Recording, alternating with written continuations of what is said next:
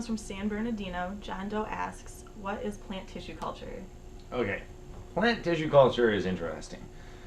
First of all, it gets a really bad name because when you see a plant growing in a test tube, you immediately think of Monsanto and genetic modification and all that stuff. And the it's certainly accurate to say that that nasty companies like that use tissue culture in the process of doing all their creepy genetic modification and stuff. Now that said, tissue culture itself does not equal genetic modification. That gel that the plant is growing in, that's made out of algae. You can it's not. I don't think it's fair. You can actually go fully organic with tissue culture, but you can get very close.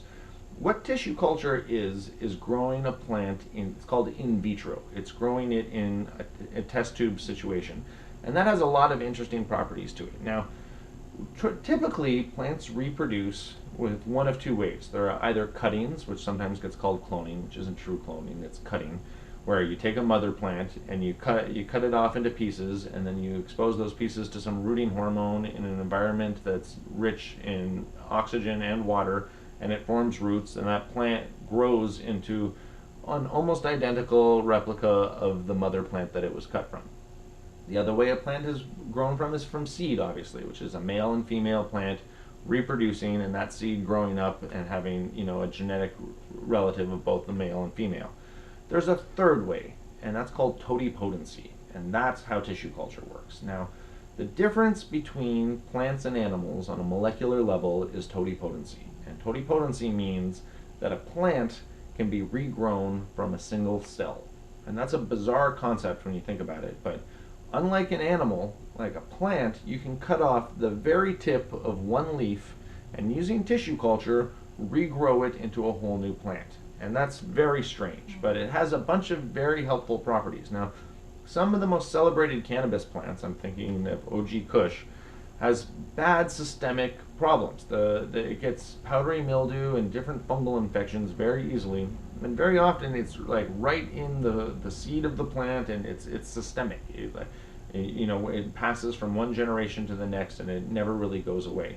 Tissue culture is a way to make that go away. When you're growing a plant in a tissue culture, you've eliminated all pathogens, and if it does get contaminated, you can see it right there, and it dies, and it's over. So a plant that's being successfully tissue cultured is free of pathogens. Also, there's age on a molecular level. A cutting of a cutting of a cutting of a cutting is getting older, and it's the molecular age of its mother. And over time, that starts to degrade and it loses vigor. When you tissue culture it, it reinvigorates it, and because you're literally dialing the molecular age of that plant back down to zero and restarting that clock. So it's a way of rejuvenating the genetics of a plant.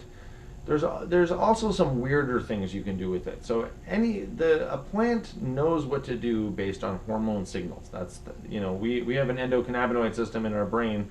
All plants have something kind of similar to that, where the different parts of the plant of the organism send signals to other parts using these plant hormones. And that's really the art of tissue culture, is subjecting a plant to the right set of hormones to make it do different things.